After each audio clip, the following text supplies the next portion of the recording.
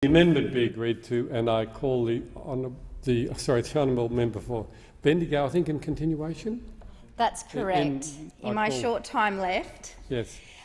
In my short time left, I would like to just continue where I left off, and that's the importance of having a government that invests in clean energy, that supports our community and economy transition to a cleaner and greener economy. The government's backflip on its support for ARENA shows the deep-seated opposition that they have towards clean energy and energy efficiency, as well as their continued denial on the effects of climate change. It's further evidence that the coalition did say whatever they needed to say to get elected. The ARENA abolition bill is part of the government's wider attack on the renewable energies industry. It also shows, as we've seen from some of the contributions in this debate from their side, that they fail to understand this vital industry. These are the jobs not only of the future but also of today.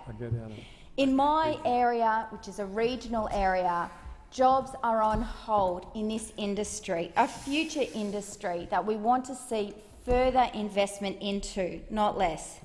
The renewable energy industry has been devastated by uncertainty created by this government and a public scare campaign against renewable energy.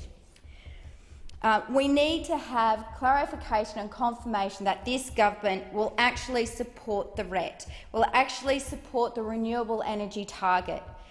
Every other day when I am home, when I'm in the electorate, I talk to somebody who actually is concerned about not only what this could mean for the jobs in their area, in areas like Castlemaine, in areas like Woodend, but also concerned about what will happen to our environment.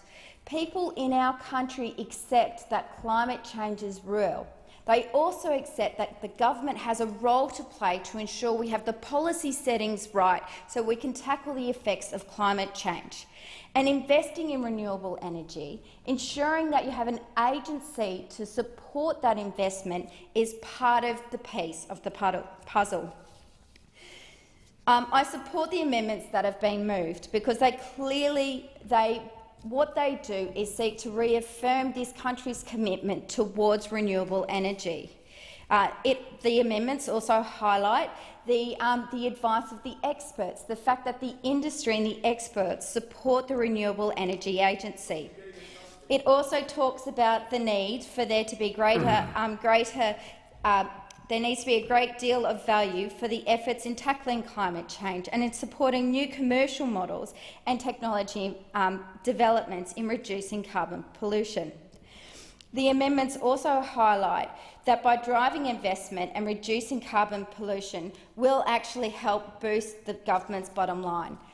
If we are serious about tackling climate change, if we are serious about transitioning our economy to have jobs in the future, then investing in renewable energy is the right direction to go.